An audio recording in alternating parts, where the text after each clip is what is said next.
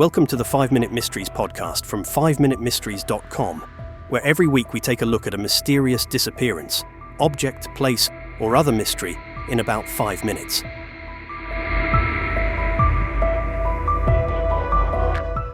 Episode 5, The Mystery of the Mary Celeste.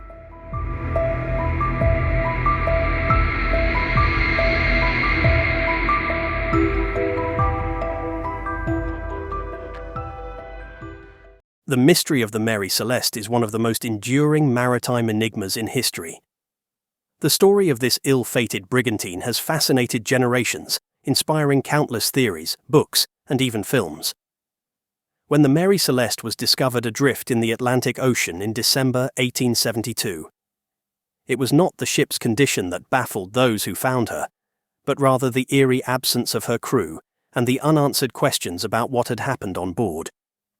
The Mary Celeste was a Canadian-built, American-owned merchant ship, originally named the Amazon when she was launched in 1861. Over the years, she changed ownership several times and experienced a series of misfortunes, including the death of her first captain, a collision with another ship, and being driven ashore during a storm.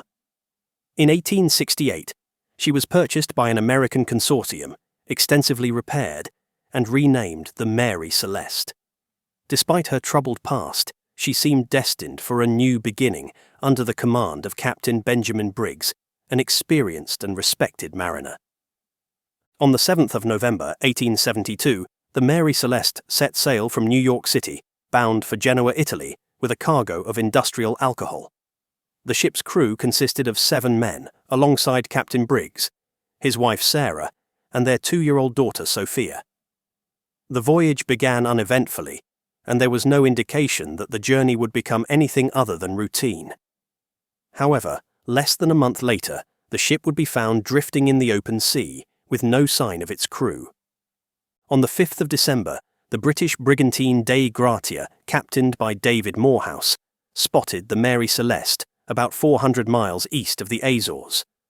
Morehouse, who was acquainted with Captain Briggs, was puzzled to see the ship sailing erratically and with no one visible on deck. Suspecting something was amiss, he sent a boarding party to investigate. What they found was both disturbing and inexplicable. The Mary Celeste was completely deserted. The ship's lifeboat was missing, suggesting that the crew had abandoned ship, but the reasons for doing so were unclear. The vessel was still seaworthy, with its sails partially set, and there was no sign of any struggle or violence. The cargo of alcohol barrels was intact, and the crew's personal belongings, including valuables, were undisturbed. The ship's logbook, last dated the 25th of November, recorded nothing out of the ordinary, save for the fact that the ship was nearing the Azores. A sounding rod, used to measure the depth of water in the ship's hold, was found on deck, indicating that the crew had been monitoring the ship's condition. The discovery of a partially disassembled pump and some water in the hold suggested that there had been some concern about the ship taking on water, but not enough to warrant abandoning her. The ship's provisions, including food and water, were plentiful, and there was no sign of fire or other catastrophic events that might have forced the crew to flee.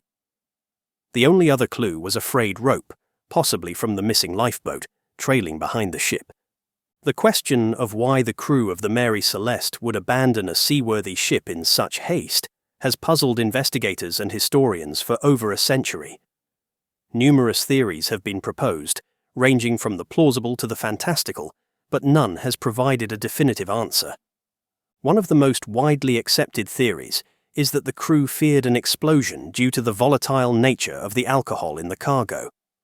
It is possible that fumes from leaking barrels created the impression of an imminent explosion, leading the crew to abandon ship as a precaution. However, when nothing happened, they may have attempted to return to the ship, only to be lost at sea when the lifeboat became detached or capsized. This theory is supported by the presence of the sounding rod, which suggests the crew was actively monitoring the situation, but it does not explain why they would have left the ship without taking essential navigational equipment, such as the sextant and chronometer, which were also missing. Another theory posits that a sudden and severe weather event, such as a waterspout or seaquake, may have frightened the crew into thinking the ship was in immediate danger. Waterspouts, essentially tornadoes at sea, could have caused significant disturbance on the water's surface, leading the crew to believe that the ship was about to founder. However, this theory also falls short, as the ship showed no signs of severe weather damage and the cargo was undisturbed. More speculative theories have suggested that the crew might have fallen victim to piracy, although the absence of violence or theft seems to discount this possibility. Others have proposed that the crew was overcome by mutiny or madness, possibly induced by contaminated food or water. But again, there is no evidence to support such claims. Over the years, more outlandish explanations have been offered, including the possibility of alien abduction, the intervention of supernatural forces, or the ship passing through the Bermuda Triangle, despite the fact that it was far from that region.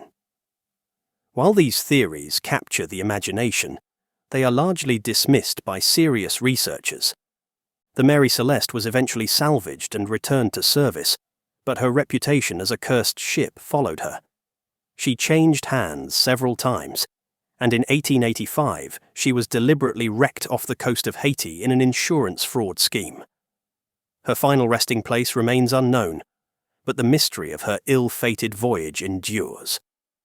The story of the Mary Celeste continues to intrigue and mystify, a symbol of the enduring allure of the unknown. Despite numerous investigations and endless speculation, the fate of her crew remains one of history's great maritime mysteries. The case of the Mary Celeste serves as a reminder of the vastness and unpredictability of the sea, and the secrets it may still hold. It is a tale that has captured the collective imagination, inspiring generations to ponder the unexplained and to search for answers that may never be found.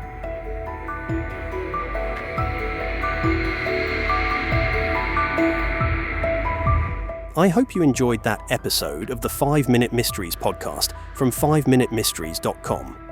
If you get a chance, please leave a review wherever you get your podcasts, as it will help us to grow. Also, why not check out our other 5-minute podcasts, 5-Minute Biographies, 5-Minute History, and 5-Minute Murder. Thanks for listening, and I'll see you next week.